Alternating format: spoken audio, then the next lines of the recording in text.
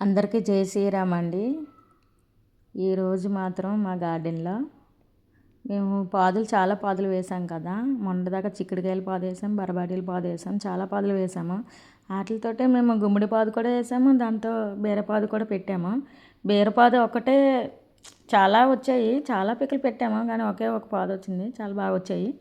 దానికి ఒక పాదుకి ఒక బీరకాయ కాసింది. ఈరోజు ఒక బీరకాయ చాలా సంతోషం అనిపించింది. దాన్ని కోస్తాను ఈరోజు. దాని పక్కనే చిన్నది ఇంకో కాయ కూడా వస్తుంది. ఒక్క 2 వచ్చి ఉంటే బాగున్నాయి, ఒకే ఒక కాయ వచ్చింది. మా ఆయనకి పిలిచాను, మా ఆయన కోసిస్తారు. మా ఆయన తెల్లవారు 6 గంటలకు వచ్చి మొక్కలకు నీళ్ళన్నీ వేసేస్తారు. గార్డెన్గా అనుకుంటాం కానీ మేడం మీద చాలా పని ఎక్కువైపోతుంది. అందరూ సింపుల్గా అనుకుంటున్నారు కానీ అది సింపుల్ కాదు, చాలా కష్టంగా ఉంది. ఈ ఒక్క బీరతో ఈరోజు పప్పు బీరకాయ వండుతాను అనుకుంటున్నాను. వీడియో నచ్చితే లైక్ చేసి సబ్స్క్రైబ్ చేసుకోండి. Thank you.